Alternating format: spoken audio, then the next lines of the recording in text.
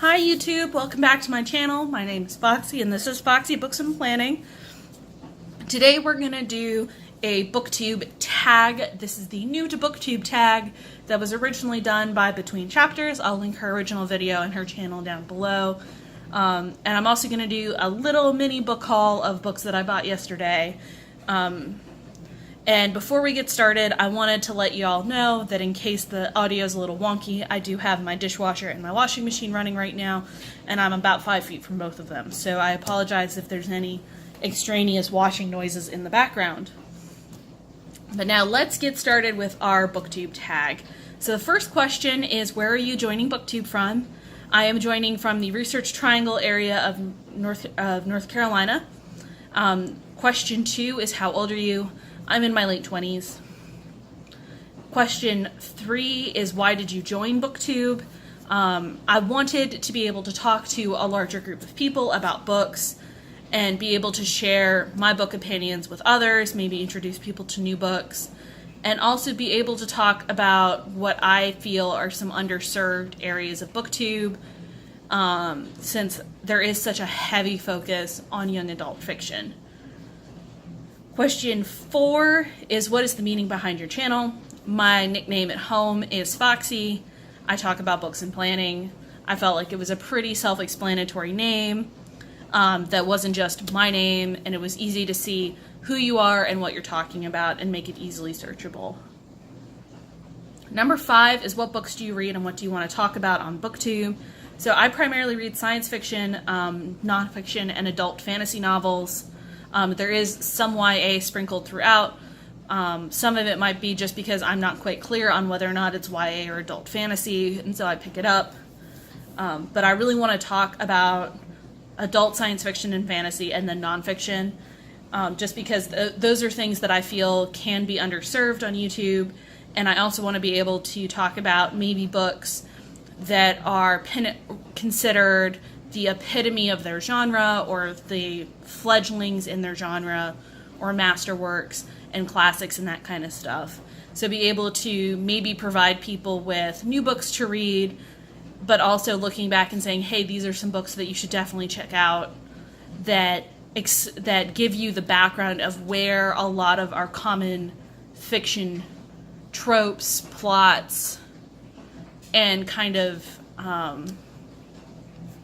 stereotypes and things come from. So question 6 is, some of your favorite authors. I'm going to preface this by saying I don't care what the author does outside of writing books. Just saying that out because one of my favorite authors is Orson Scott Card, and I know there are a lot of people who refuse to read his books because of his politics and religion, but I don't care. He's really good. I really like him. I could care less what he does in his personal life. Other favorite authors: J.R.R. Tolkien, Brandon Sanderson, Agatha Christie, J.K. Rowling, Rex Stout, and that is all I can think of at the moment. I know there's at least one nonfiction person I'm forgetting, maybe Barbara Tuchman, but so those are my favorites. The next question is, what is the last book you completed reading? It was a book called City of Lights, City of Poison, Murder, Magic, and the First Police Chief of Paris. And this was a book that covered the poison mistresses' trials in the 1670s during the reign of Louis XIV in France. I really liked it because the book did a really good job of setting the background of what was going on in Louis XIV's court, what was going on in Paris, why these poisoners existed, what their business was, and setting up the plot to kill the King of France, and then the kind of unraveling of all of these women as they're caught, as they're questioned, as they're found out. The one thing that I felt like the book lacked was a little bit of explanation regarding the types of poisons used and what poisons were specifically used in these instances, but I can overlook that for the most part just because there aren't clear records and there's no way to know what poisons were actually used. It's normally referred to as like a bluish white powder or a white powder, but there weren't chemical tests available at that time to tell you what it was, and the women involved in these murders weren't forthcoming with what kinds of poisons were used. What are you currently reading? So I'm one of those people. I'm a mood reader. I read a lot of different books at the same time. It really just depends on what I'm feeling like. So if I get bored with a book, I'll put it down, start another book, and come back to it. So I've actually got 4 books that I'm currently working on. 2 physical books, 2 audiobooks. And the first physical book is Out of the Silent Planet by C.S. Lewis. This is the first book in the Cosmic Trilogy. As you can see, I'm most of the way done. I just really need to have a quiet afternoon to sit down and bust through it. This one is part of the NPR's Best Science Fiction and Fantasy list, and I've been working on it for a while. It's just one where it's typical dry, older science fiction writing, and I've hit a point where I'm like, I need to get through this, I need to finish this, I just haven't had a chance yet. The general plot is that you have your main character, whose name is Dr. Ransom, who is, the book says he's abducted. I kind of feel like he kind of fell into it, where he stumbles upon 2 of his coworkers who are building a spaceship to fly to Mars. And his coworkers don't want it getting back that they're going to Mars, so they knock him out and throw him in the spaceship.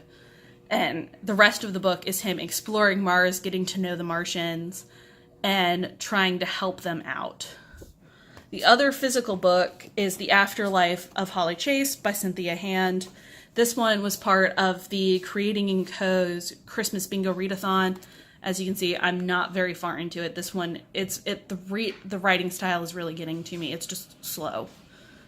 I do like Cynthia Hand, though. I recently finished My Lady Jane, which was really good, which is her and a couple of other people. But this one is Holly Chase is part of Project Scrooge. She is the ghost of Christmas Past. And so she is tasked every year with helping try to save a new Scrooge. And so it's the story of that year's Scrooge, who is very similar to her, and she may or may not end up falling in love with him. I haven't gotten there yet. But those are the 2 physical books. The audiobooks, I'm working on Heart of Europe, which is a historical, it's a nonfiction history of the Holy Roman Empire. It's really dense. It's like 40 hours of audiobook. And it covers the entire history of the Holy Roman Empire, but each chapter does it from a different perspective. So there's the chapter about politics, there's the chapter about religion, there's the chapter about culture, art, so on and so forth. It's just long, it's dense, so I tend to only read it on long road trips. But I'm sure I'll get back to it someday. The last book on my list is the one I'm most actively reading. It is Oathbringer by Brandon Sanderson, which I'm reading as an audiobook. I'm about 60% of the way done. I've brought it from my library. I've got like 5 days left, so I'm really trying to bang through the last 20 hours of audiobook. I probably won't make it this time, so it'll go back. I'll go back on the wait list and it'll start again. But here's hoping I'll be able to finish it in time. I really enjoyed the Stormlight Archives, and so I'm really trying to get through this one.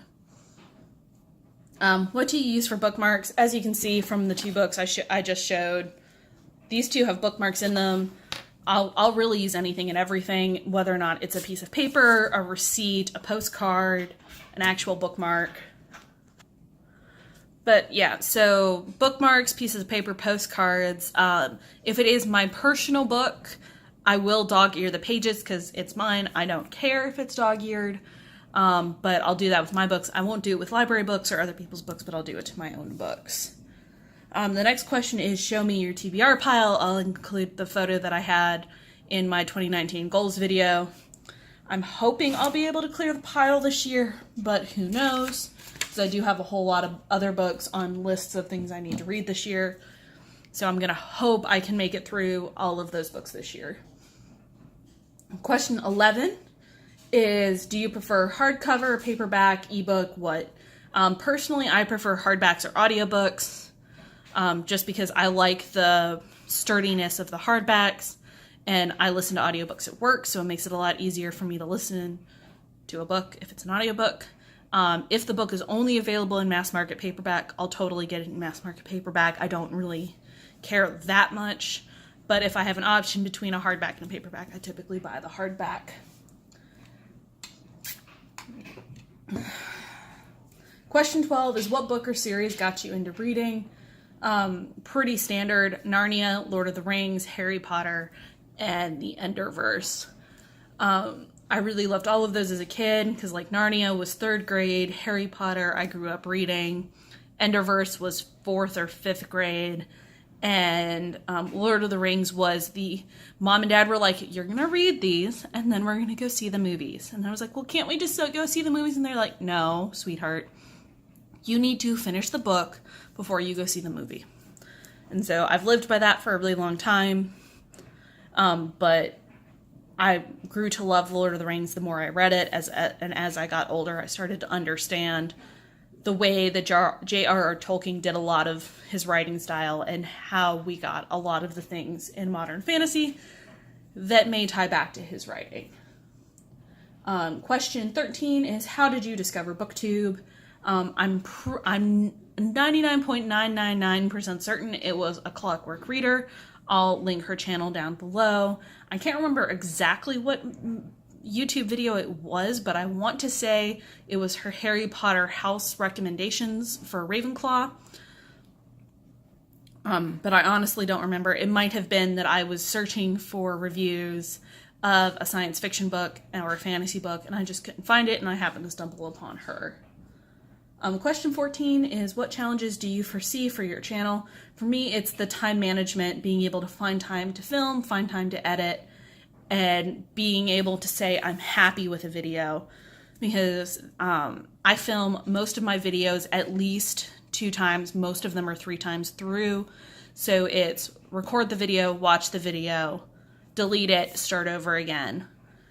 Because I want to be able to think about what I want to say, play it back to myself, see if I'm taking any unnecessary pauses or extended pauses. Maybe thinking, maybe let's not word it that way, let's try and reword things. And just practicing my speaking, because I don't have a set script. It's normally just a couple of rough notes. And from that, it's me kind of free talking, which is why you also see me move my hands. But that's my biggest challenge with my channel. Question 15, which is the last question in this part of the video, is where can we find you? My only other social media is on Instagram at Foxy Books and Planning. I try and post at least my weekly planner spread. I'm hoping as I get the channel up and running, I'll start doing mini book reviews on Instagram and direct people towards my channel so I can do bigger book reviews and planners and diamond painting and that kind of stuff. And that is that. So if you want to stick around for the book haul, I'll see you in a second. And if not, please like and subscribe. As you know, there's the buttons down below. I'd love to hear your thoughts about any of these questions. And I'll see you in my next video.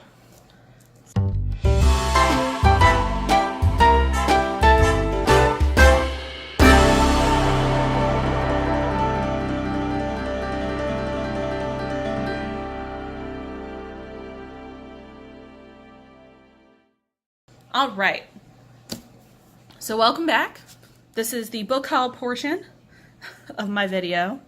And so the book haul comes from, I went to Barnes & Noble yesterday to buy 1 book. I came out with 6 books and some bookmarks. And there's an extra book thrown in that wasn't bought yesterday, but goes kind of with the theme of the rest of the books. So, and I'm also going to tell you the Audible books I purchased recently. So let's get started. So let's start with Audible, since I don't have physical copies of my books. I bought 2 Audible books this week because my credit came up for my Audible membership. If you want to check out Audible, I'll include the links for Audible down below. That does not give me any kickback in any way, shape, or form, and I am not sponsored by Audible. I just think they're an awesome service for audiobooks. So my credit was used to purchase Henry V by Ian Mortimer. It's a biography of King Henry V of England. I don't know anything else about it. It's been on my wish list for a while because I've been trying to do all of my wish list on Audible for my credits, going from the most expensive book to the least expensive book. To give a little bit of background, Henry V is the last king during the 100 Years' War. And his reign ties in to the War of the Roses because his son is Henry VI, who is very much a part of the War of Roses, and he's one of those figures I don't know a whole lot about other than he died young and that his wife remarried and is essentially the first queen of the Tudor dynasty. Ish. If you want to claim it, she marries Owen Tudor, who from that line we get Henry Tudor, who is Henry VII. The second book was one of the daily deals. It's called Secondhand Curses by Drew Hayes. The general synopsis of this book is that there is a group of misfits called the Bastard Companions, I want to say. If not, I'll pop the right name up there. And they go around helping people out with fairy tale things that have backfired. So one of the things is like, did your fairy godmother put a curse on you? Do you want revenge on the prince that turned you into a frog? Well, these are your guys. And it just sounded absolutely ridiculous, absolutely hilarious, and I'm always down for a fun fairy tale bending romp. So in my Barnes & Noble order from yesterday, my first thing were these bookmarks. As you can see, they are foxes, which is why I had to buy them. Because, shtick. And I love my foxes. Gotta get me some foxes. And as you can see, I've already started using one of them because they did come as 4. And I'm really excited about having fox bookmarks for no reason other than they are foxes. So I'm going to do my 2 fiction books first, and then I'm going to go through the nonfiction books. So the first fiction book is Earth Unaware by Orson Scott Card and Aaron Johnson. This is the first book in the First Formic Wars trilogy, which is a prequel series to Ender's Game and the rest of the Enderverse. I hadn't really wanted to read this for a while, but my dad read it because he is also a big Orson Scott Card fan. And he's like, no, really, you need to read this. It's really good. It's better than I expected it to be. And he told me that a couple months ago. He reminded me at Christmas, and so I went out and bought it. The second fiction book is a YA book, because I couldn't turn it down once I read the premise of it. So this is Damsel by Elena K. Arnold. The general idea is that this particular kingdom, the way the line of succession works is when the prince is ready, he goes on a quest to rescue a damsel from a dragon. And in this particular time, the girl doesn't have any memories before being the damsel held by the dragon. And it's kind of, from the synopsis, it comes off as kind of political, where it's the not everything is what it seems, and the danger might be around her, not actually the dragons. So I'm really excited to find out what it is. It's not a super long book. It's only like 300 pages. But I am really excited to try that one. The rest of the books are personal development books and personal finance books, just because they're things that I've been trying to work on in my everyday life. The first 2 are going to be the personal development, and the last 3 are the money ones. So the first one is, and warning, expletives, if you can't already see, it's Calm the F Down. How to control what you can, accept what you can't, so you can stop freaking out and get on with your life. I saw this and thought it would be the most perfect book for me because I do have a lot of issues with anxiety and trying to, control every aspect of my life, even if I don't have control over them. And it was funny enough, like, I brought this home and my husband looked at it and he's like, yeah, that book was made for you. And I'm like, even just looking at, like, some of the chapter titles, if I can find the page. It's like, I don't know if you can read this, but it's like, so you're freaking out. Acknowledge the real problem and rein in your reaction. What is your problem? Everything is a tarantula. And so I'm really looking forward to this. I hope it's got a lot of humor and a lot of helpful information for me to be able to control that anxiety that my family hasn't already given me. The second personal development one is my cheat one, because I actually bought this a while ago. I just haven't read it yet. Is Emotional Intelligence 2.0 by Travis Bradbury and Jean Greaves.